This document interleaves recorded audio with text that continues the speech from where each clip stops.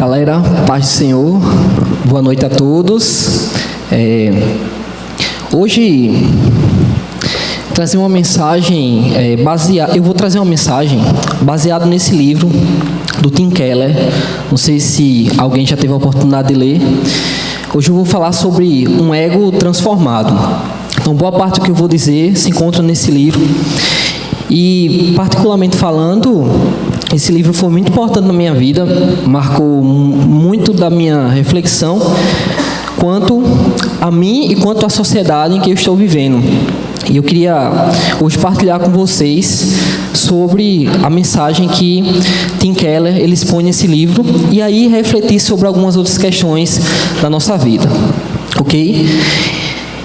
Vamos abrir nossas Bíblias em 1 Coríntios, capítulo 4, veremos o versículo 3 e 4. Tim Keller, ele começa pontuando no livro que até o século XX, as culturas tradicionais, elas entendiam que a autoestima elevada era um mal para a sociedade. Por exemplo, alguém poderia mentir sobre o seu status social por ter uma elevada autoestima. Ela se considerava demais. Até o século XX se percebia assim um tipo de comportamento como esse. De modo que essa pessoa, dentro dessas sociedades tradicionais, era repreendida e ela era convencida do seu erro. E dentro do contexto cristão, chamada ao arrependimento. Mas quando você chega no século XX, você tem uma virada, já tinha havido uma virada filosófica, política com Marx, você tinha uma virada científica com Darwin, e no século XX com Freud, uma virada fortíssima em termos da psicologia e daquilo que você entende como identidade pessoal. Então os psicólogos eles passaram a incentivar a autoestima, em fazendo uma síntese, um mix entre terapia e autoajuda, como a gente vê enchendo as prateleiras até hoje das nossas livrarias, livros e mais livros de autoajuda. Isso foi propagando-se com o tempo com o conceito que hoje é muito forte de que a felicidade pessoal ela passou a ser vista como um direito, não como algo a ser conquistado, mas como um direito que especialmente o Estado tem que dar a você. Então, os psicólogos passaram a ver que quem não fosse autorrealizado, não tivesse uma autoestima, precisava de atenção e terapia. Só que o grande problema disso é de que você não tinha um padrão para distinguir o que é uma pessoa, um ego, um eu completo, daquilo que é um eu incompleto. E por mais que as pessoas buscassem satisfazer-se ou ter uma autoestima, como você não tinha um padrão para medir isso, você nunca estava lá. Você nunca estava onde você deveria estar, satisfeito. Então, isso fazia com que mais e mais pessoas se tornassem não realizadas e doentes.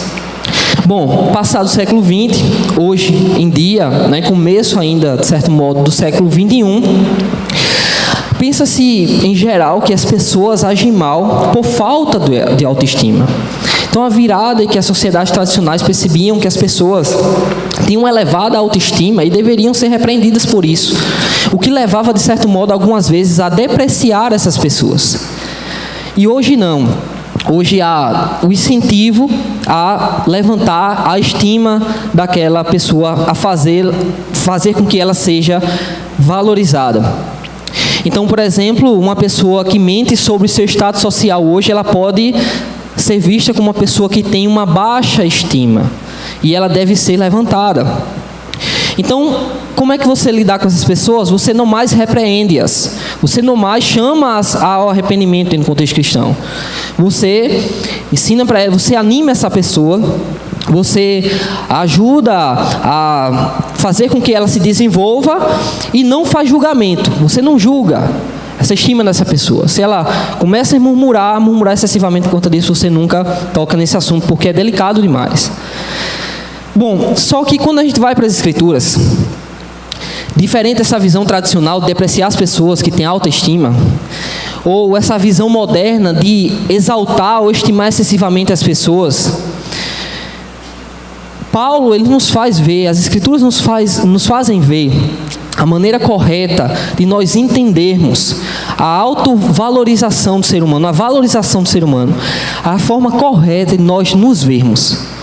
Então, 1 Coríntios, capítulo 4, versículo 3 e 4, o apóstolo Paulo diz aos coríntios o seguinte: a mim, muito pouco se me dá de ser julgado por vós, ou por tribunal humano, nem eu tampouco julgo a mim mesmo, porque de nada me argue ou me acusa a consciência. Contudo, nem por isso me dou por justificado, pois quem me julga é o Senhor. Vamos orar? Deus, nós te louvamos, ó Deus, e te agradecemos, ó Deus. E nessa noite, Deus, estendemos nossas mãos vazias, Senhor Deus. Deus, pedindo, ó Deus, enche o nosso coração, enche nossas mãos, ó Deus, de sentido, de significado. Faz com que, Deus, a Tua palavra, a pessoa do Senhor, o conhecimento do Senhor, seja introjetado na nossa consciência, de modo a preencher a nossa vida de sentido, Senhor Deus. Em nome de Jesus, que o Teu nome seja glorificado, Deus, através da obra do Teu Espírito Santo no nosso coração. Muda-nos, transforma-nos, ó Deus, porque lá fora há uma sociedade, ó Deus, também precisa ser transformada. Deus, e o Senhor nos chamou para isso também. Ajuda-nos, em nome de Jesus, amém. Então, o que acontecia nesse capítulo 4 é que a igreja de Corinto, a qual o apóstolo Paulo inclusive já tinha pregado, estava dividida, o partido, a facção de Apolo e a facção de Paulo. O que acontecia é que os ministros, esses dois ministros, tinham projeções diferentes para aquelas pessoas. Alguns então apegavam-se a Paulo para dizer que eram mais, falavam como um certo de orgulho, pelo fato de ser discípulo de Paulo. E outro, eu sou discípulo de Apolo. E falava contra aquele grupo, e a igreja, nesse sentido, estava dividida. Então, os crentes, eles passaram a usar os seus discipulados como um jogo de disputa e de poder dentro da comunidade eclesiástica. Então, isso criou algumas facções, né? Duas principais e divisões. E o apóstolo Paulo, então, nesse capítulo específico, ele vai condenar essa postura daqueles irmãos. Ele vai condenar a vanglória, quando ele diz, lá no verso 21 do capítulo 3, ninguém se glorie nos homens. E no capítulo 4, verso 6, o apóstolo Paulo condena o orgulho. Ninguém se ensoberbeça a favor de um em detrimento de outro. O que o apóstolo Paulo estava falando é que essa postura daqueles irmãos era vazia e sem sentido. Esse comportamento não era nem aceitável. Então, quando a gente olha para esse texto, à luz daquilo que eu falei, dessa mudança da percepção do ser humano, do ego humano, do ser humano como na sua identidade, nós devemos perceber que um coração verdadeiramente transformado por Cristo, pela graça de Cristo, ele não se orgulha, ele não se vangloria, ele simplesmente não se considera.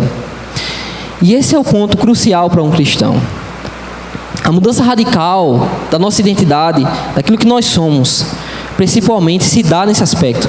Nós simplesmente parar de nos considerarmos.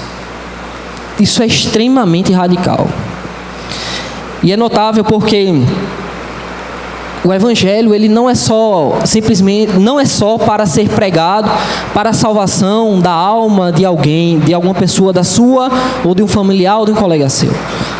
O evangelho deve ser percebido como uma mensagem de identidade e de sentido ao ser humano.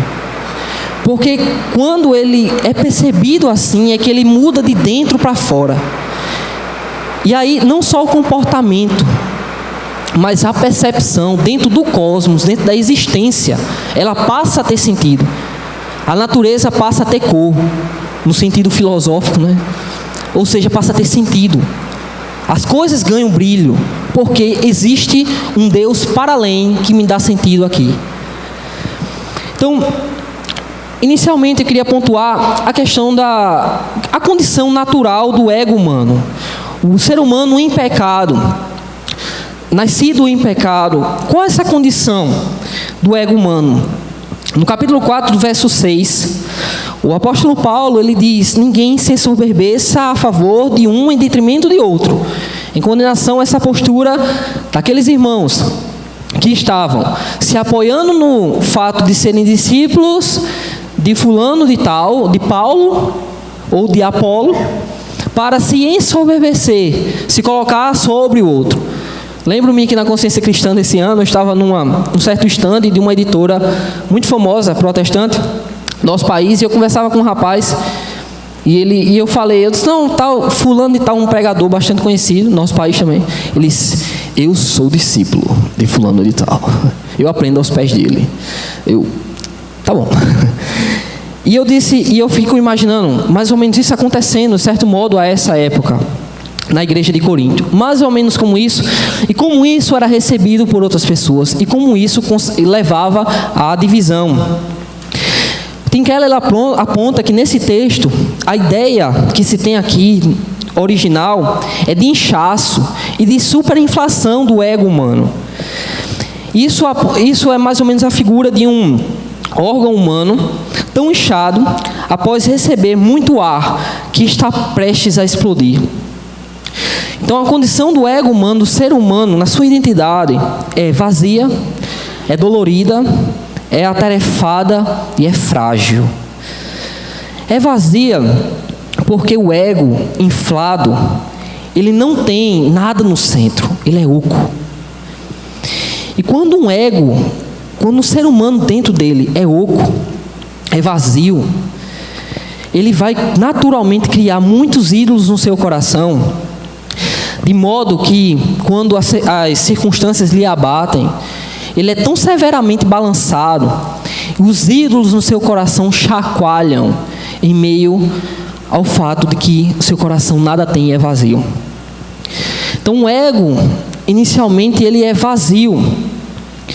Ele cria pés de barro porque não há nada de consistente que possa lhe dar sentido, lhe segurar. Consequentemente, ele vai buscar o significado da sua vida na opinião dos outros ou dos outros. É a chamada identidade autorreferente, que é o fato de você buscar um significado na opinião da sociedade, na opinião dos seus familiares ou algo do tipo. Então, o que as pessoas pensam, o que o seu redor pensa de você, determina quem você é. Porque não há consistência e conteúdo tão seguro que lhe diga: eu sou assim por conta disso. Então, esse ego oco, vazio, ele está constantemente buscando sentido em várias coisas para lhe preencher e lhe dar algum significado. Para além disso, e consequentemente, essa identidade vai ser dolorida. Isto é, toda vez que alguma crítica, ou, enfim, alguém que é ignorado, ele tende a sentir-se severamente dolorido por aquilo. E não me entendam mal, não que o fato dessas coisas não serem ruins, não é isso. É ruim de fato ser ignorado, é ruim de fato ser machucado por alguma situação. Mas o ponto é que quando isso determina a vida de alguém, nas circunstâncias que determinam a vida de alguém, um coração vazio e oco, as circunstâncias externas farão que esse coração sofra severamente mais que o normal. Esse ego, então, ele busca ser bastante atarefado, porque ele está tão inflado e o sentido está tão fora dele, para além, na opinião externa ou circunstâncias externas, que ele busca constantemente ser notado. O látice tem que estar sendo preenchido. As páginas das redes têm que estar constantemente preenchidas. Ele tem que estar atarefado, porque o significado dele é encontrado mais uma vez em outrem, ou nas circunstâncias que lhe rondam. Então, esse ego vive então se comparando ou se vangloriando na expectativa de ser notado por alguém. E é sempre notável perceber que isso leva a uma escravidão tremenda, porque nós sempre temos um público ao que alcançamos, outro público não. Então, esse ego, nesse contexto frágil, atarefado e dolorido, ele se torna frágil. Está tão inflado a ponto de estourar, cheio de ar, ao invés de algo sólido. Ele está fragilizado, inflado ao ponto de ser estourado por alguma coisa ou alguma circunstância que lhe acometa. Isso, eu acredito, eu nem preciso falar muito para a gente perceber que isso acontece constantemente na nossa sociedade, não apenas nos que não são cristãos, mas também em nós como cristãos que somos pressionados nesse sentido também. Madonna, eu achei ela muito sincera numa coisa que ela falou, na entrevista à revista Vogue. E ela disse assim: o que me impulsiona na vida é o medo de ser medíocre, de ser ordinária. Eu venço um de seus ataques e descubro-me como um ser humano especial. Mas logo continuo me sentindo medíocre e desinteressante, a menos que faça outra coisa espetacular. Apesar de ter me tornado alguém, ainda tenho de provar que sou alguém. Minha luta não terminou e acho que nunca terminará. Madonna disse isso. E ela foi extremamente sincera. Coisas que muitos de nós poderiam colocar as mesmas palavras na nossa boca para nos descrever. Fernando Pessoa, num poema chamado Tabacaria, ele diz: conheceram-me logo por quem não era e não desmenti, e perdi-me. Quando quis tirar minha máscara, estava pregada na minha cara. Quando a tirei e me vi ao espelho, eu já tinha envelhecido. Porque um ego, mais uma vez, frágil, inflado, atarefado, dolorido e vazio, ele naturalmente construirá várias máscaras, seja por meio do que os coríntios estavam vivendo em meio à soberba, seja por meio das circunstâncias, o currículo ou tantas outras coisas poderiam ser citadas. E é muito notável perceber que pessoas mais velhas, às vezes, elas percebem isso. Mas quando elas tiram a máscara, como diz Fernando Pessoa, já tem envelhecido. Então, os membros da igreja de Corinto, que buscavam se exaltar, só mostravam o seu vazio e o seu orgulho.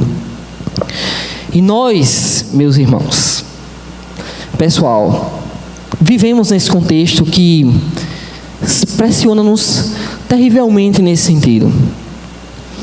E o grande ponto que a gente tem que perceber é de que o que é de fato que nos dará significado, o que é que muda-nos de dentro para fora.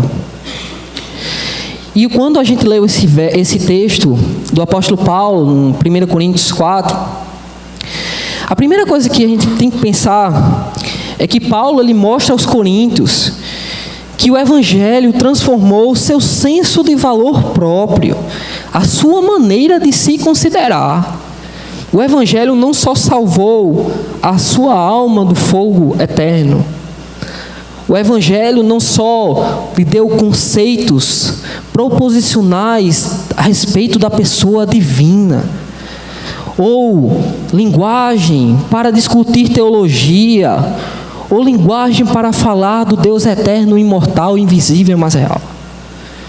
Para além disso, e muito intimamente, imanentemente, um Deus que se faz presente no coração do ser humano, que conhece a Cristo, o senso de valor dessa pessoa, de autoconsideração, deve ser transformado pelo Evangelho. Isso tem consequências das mais radicais, inimagináveis. Então, nos versos 1 e 2 do capítulo 4 de 1 Coríntios, o apóstolo Paulo ele lembra os cristãos de Corinto que ele é ministro de Deus e tem um trabalho a realizar. No verso 1 ele vai dizer: importa que os homens nos considerem como ministros de Cristo e despenseiros dos mistérios de Deus. Então o apóstolo Paulo pontua isso para aqueles irmãos, para logo em seguida dizer a ele: porém, esse meu ministério, o exercício do meu ministério, da minha vida e piedade cristã, não é determinada pelo julgamento dos outros, ou como Paulo usa o termo, por tribunal humano, como se a sociedade ou os irmãos da igreja de Corinto pudessem fazer um tribunal para julgá-lo em suas opiniões. Paulo é como se ele dissesse: ainda que se faça isso, a opinião não me atinge dessas pessoas. E por quê? Por que isso, né? É a grande questão. Então, ele é ministro do Evangelho e ele sabe disso. A opinião do tribunal humano não lhe determina. E além disso, o apóstolo Paulo aponta que ele não se importa com o que as pessoas então pensam de sua identidade. Antes de prosseguir, eu preciso dizer que nós devemos ter cuidado com o discurso "não me importo com a opinião dos outros". Ela pode simplesmente significar uma rebeldia ou uma independência orgulhosa de alguém. É o perigo da ego-referência, né? De se tornar a própria referência, tornar-se o próprio tirano. Quando nós deixamos de ser tiranizados pela opinião dos outros e tornamos-nos tiranizados por nossas próprias opiniões, nós só trocamos de senhores. O fato de que ser determinado por alguém, por outras pessoas, ou ser determinado por si, só são senhores diferentes. Mas a escravidão pode levar às mesmas consequências. Paulo, ele então vai dizer ainda no verso 3, nem mesmo julgo a mim mesmo.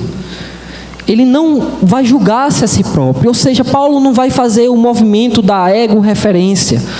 Então, pelo fato de que eu não me importo com a opinião do tribunal humano, eu agora vou me importar apenas com minha opinião. Paulo não aponta para essa solução. Na verdade, no verso 4, e aqui está a chave, Paulo vai dizer: em nada me argue ou acusa a consciência. Minha consciência, ou seja, que ele está dizendo, minha consciência está limpa. Eu sei quem sou. Nem por isso me dou por justificado. Quem julga é o Senhor. O apóstolo Paulo diz assim: em nada me acusa a minha consciência.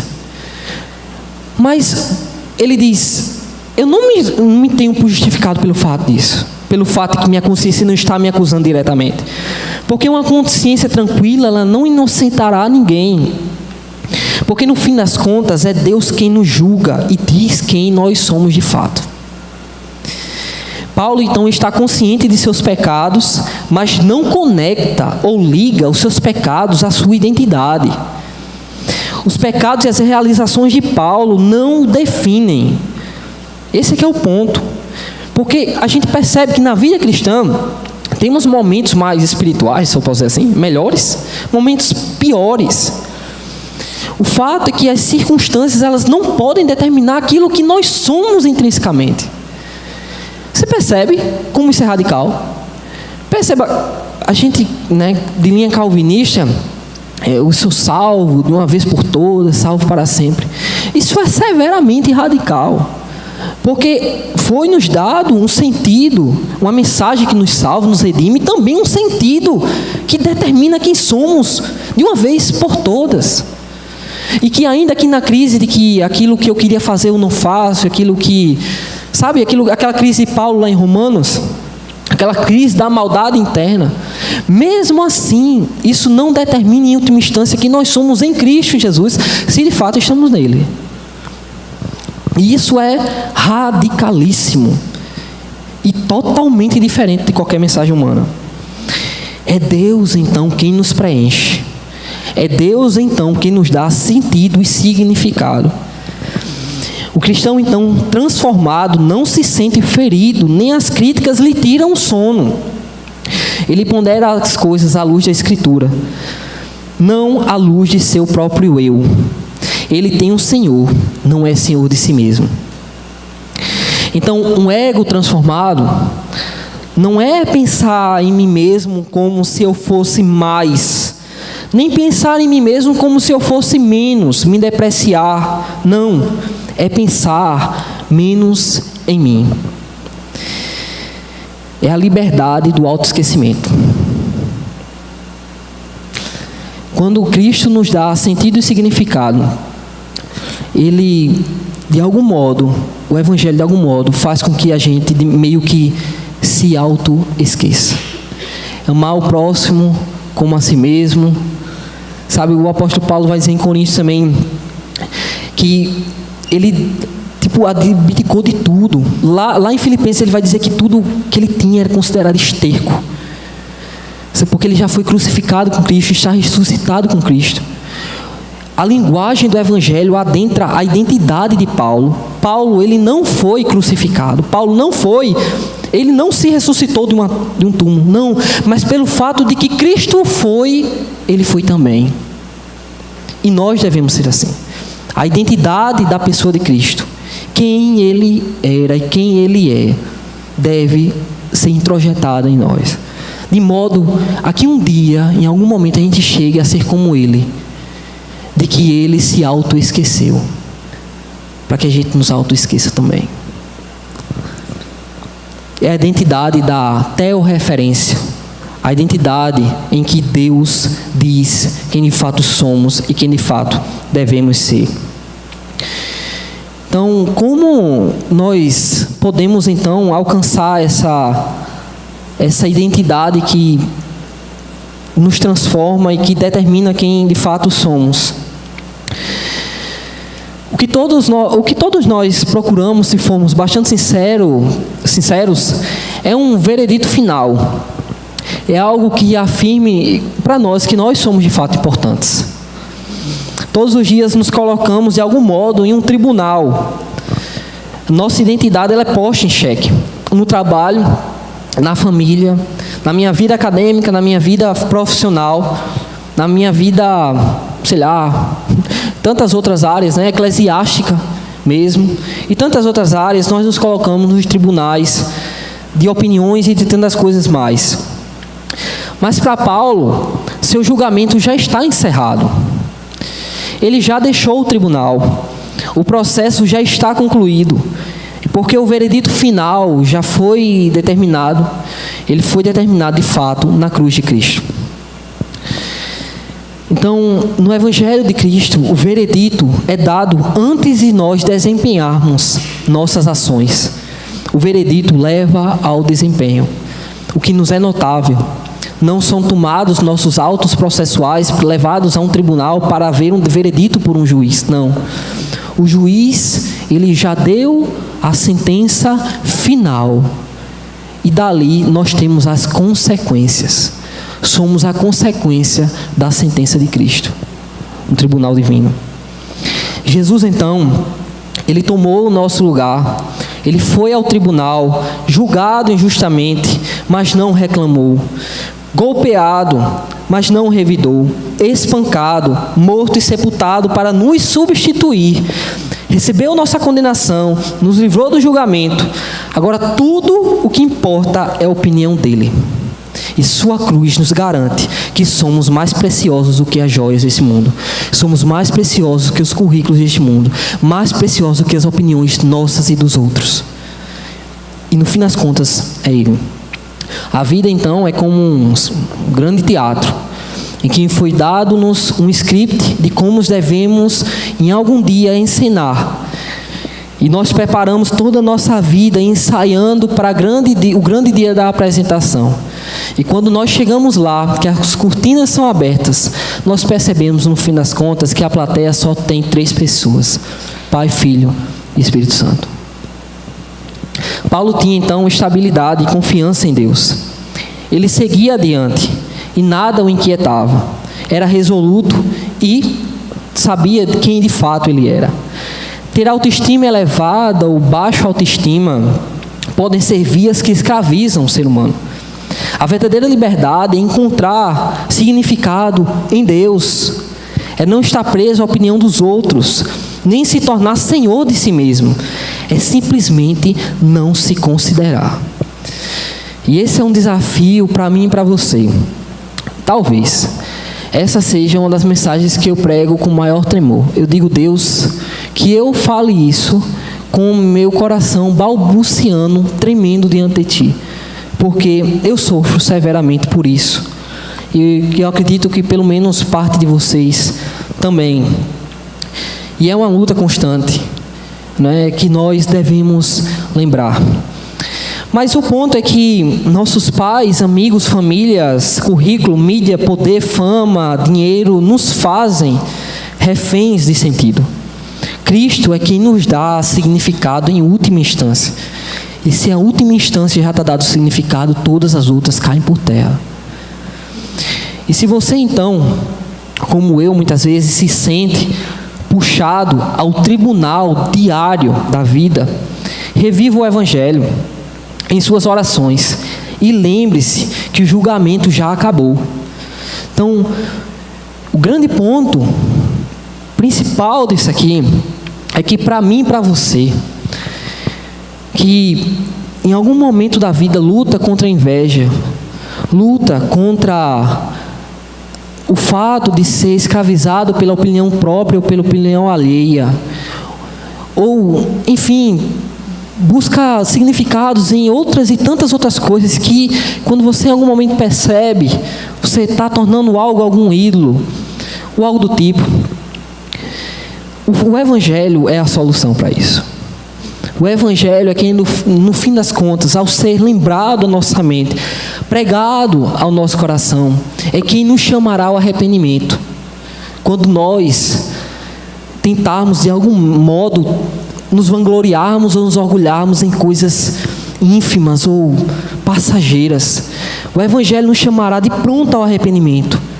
Ele não simplesmente dirá para mim e para você, não, sabe, não é por aí, não faça assim. Ou o Evangelho será algo depreciativo sobre nós, uma mensagem que vá nos depreciar, nos tornar como se fosse um nada. Não, o Evangelho nos coloca no centro, em Cristo outra vez.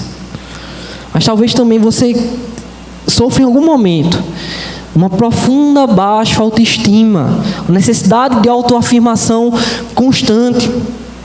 O Evangelho não vai levantar o seu ego para você se tornar um superpoderoso, ou vai ser uma autoajuda para você. O Evangelho, mais uma vez, lhe trará para o centro, para Cristo, para a cruz de Cristo. E vai perceber nele que a humilhação dele foi tão feroz, tão profunda, que aquilo é tão precioso e foi de algum modo, e foi também por você. E isso lhe dá sentido e significado. Pessoal, irmãos, a nossa vida muda. Nós percebemos isso. Quando o Evangelho, ele não só se torna um momento de se escutar um domingo, ou um momento de falar, como se fosse, sabe, às vezes eu tenho a impressão que as pessoas tratam o Evangelho daqui para fora. Ou, no máximo, da mente, que desce pela boca e vai para fora. Ela não há luta no coração dela quanto aos seus pecados, ou quanto à sua própria identidade, quem ela é, quanto aos seus problemas mais intrínsecos, que lhe afastam de Cristo, que lhe tornam não semelhante à pessoa de Cristo. O Evangelho vai à nossa mente e deve ser processado no nosso coração para que a nossa vida, nosso comportamento seja transformado. Eu termino então lendo um pequeno poema que eu considero profundo demais, de Bonhoeffer, Dietrich Bonhoeffer. Pastor alemão, ele era um... engraçado aqui, é o trocadilho, foi mal. I'm sorry. Era um momento mais assim, para ser mais, né? Escapou. Tudo bem. Ele era um pastor que nasceu na Alemanha. E aí, em 1900... Isso foi engraçado. Então vamos lá, pessoal. Então, o que acontece? Ele foi preso, ele morava nos Estados Unidos, né? Professor de algumas universidades, de seminários inclusive, E ele então, na época de Hitler, sabendo que havia muita perseguição para a igreja, teve a oportunidade de ficar nos Estados Unidos e prosseguir no seu ministério. Mas não, ele volta para os Estados Unidos para ensinar nos seminários. Tem vários problemas, ele tem vários problemas assim, teológicos, mas ele nos ensina algo muito profundo, que é quanto à identidade e quanto ao fato da diligência na defesa do Evangelho. E a vida dele representa muito disso. E eu termino lendo um poema que ele escreveu na prisão em 1944, quando estava prestes a ser enforcado pelos nazistas. E ele diz assim: quem sou eu? Frequentemente me dizem que falava com meus guardas de modo livre, amistoso e claro, como se fossem meus para comandar. Mas quem sou eu? Dizem-me também que eu suportei os dias de infortúnio de modo calmo, sorridente, alegre, como quem está acostumado a vencer. Sou então realmente tudo aquilo que os outros me dizem? Ou eu sou apenas aquilo que sei acerca de mim mesmo? Inquieto e saudoso e doente, como ave na gaiola, lutando pelo fôlego, como se houvesse mãos apertando a minha garganta, ansiando por cores, por flores, pelas vozes das aves, sedento por palavras de bondade, de boa vizinhança, conturbado na expectativa de grandes eventos, tremendo e impotente por amigos a uma distância infinita, cansado e vazio ao orar, ao pensar, ao agir, desmaiando e pronto para dizer adeus a tudo isto. Quem sou eu? Este, desesperado, agoniado? Ou outro, corajoso, que as pessoas pensam de mim? Sou uma pessoa hoje e outra amanhã? Sou as duas ao mesmo tempo? Um hipócrita diante dos homens e diante de mim um fraco, desprezivelmente angustiado? Ou há alguma coisa ainda em mim como exército derrotado, fugindo em debandada da vitória já alcançada? Quem sou eu? Essas palavras, essas perguntas zombam de mim na solidão. Seja quem for eu, tu sabes, ó Deus, que sou teu. Seja quem for eu, tu sabes, ó Deus, que sou teu. Deus, nós te agradecemos, ó Deus, por esse momento. Muitas vezes, ó Deus, nós não sabemos quem somos. Olhamos o Evangelho, Deus, a Tua Palavra como um todo. E a nossa ética é desconfigurada. A nossa moral, Senhor Deus, ela é vacilante. O nosso pensamento, Senhor Deus, é inconstante. A nossa perseverança, Senhor Deus, é ditada pelas circunstâncias. E principalmente, ó Deus, aquilo que somos só são muitas vezes palavras ou retórica lançada ao vento. O que publicamos, o que conversamos, muitas vezes escondem, Deus, quem de fato somos, o que está no nosso coração. Tantos ídolos, tantas inquietações, ansiedades, infortúnios, Senhor Deus, que nos impedem de nos importarmos com aquilo que é mais importante e nos impedem de perceber, ó Deus, quanto esse mundo, Senhor Deus, precisa de pessoas que têm uma identidade constante, firme, ainda que não perfeita, mas que precisam de uma mensagem falada e vivida, que muda a identidade daqueles que pregam. Nós precisamos, ó Deus, muitas vezes ser essa pessoa. E Deus, nós oramos, ó Deus, para que o Senhor transforme nossa identidade. Ao escutarmos Tua Palavra, ao lermos Tua Palavra, transforme-nos, ó Deus, quem somos. Transforme a nossa cosmovisão. Transforme, ó Deus, os nossos anseios no nosso coração. As nossas afeições, que elas brilhem ao ver o Evangelho. E, ó Deus, que o Senhor brilhe, ó Deus, em meio à escuridão da nossa vida, Senhor Deus, e nos dê significado. Que não sejamos senhores de nós mesmos, como se isso representasse liberdade. Que não sejamos, ó Deus, escravizados pela opinião alheia, Senhor, ou pelos currículos, ou por tantas coisas, porque essa era passará, e uma brilhará, e ela brilhará para sempre. Nos ajuda, Deus, a nos importarmos com aquilo que é importante, com aquilo que é essencial, não com o que é efêmero, Senhor Deus. Em nome de Jesus oramos. Amém. Amém.